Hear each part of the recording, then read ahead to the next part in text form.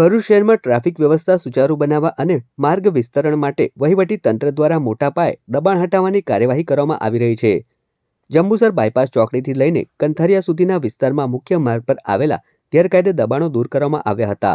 આ કાર્યવાહી ભરૂચ વહીવટી તંત્રના માર્ગદર્શન હેઠળ માર્ગ અને મકાન વિભાગ, નગરપાલિકા તથા રેલવે વિભાગની સંયુક્ત ટીમ દ્વારા હાથ ધરવામાં આવી હતી। મુખ્ય માર્ગના સેન્ટરથી 15 મીટરની અંદર આવેલા દબાણો પર બુલડોઝર ચલાવવામાં આવ્યું હતું।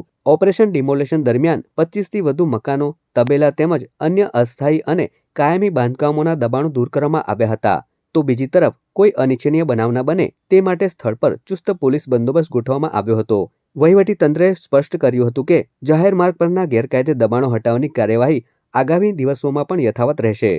ભરૂચ શહેરભરની અંદર ડિમોલેશનની પ્રક્રિયા હાથ ધરવામાં આવી છે। વહીવટી તંત્ર દ્વારા ગઈકાલે રાત્રે પણ એક ડિમોલેશન કરવામાં આવ્યું હતું, જેની અંદર જિલ્લા પંચાયતની જે શોપિંગ સેન્ટર હતું તેનું ડિમોલેશન કરવામાં આવ્યું હતું। ને આજે સવારથી જે કંથારિયા માર્ગ છે, જે બાયપાસથી કંથારિયા જંબુસર બાજુ જવાનો જે રસ્તો છે, માર્ગ છે, તેની ઉપર ડિમોલેશનની પ્રક્રિયા હાથ ધરવામાં આવી છે।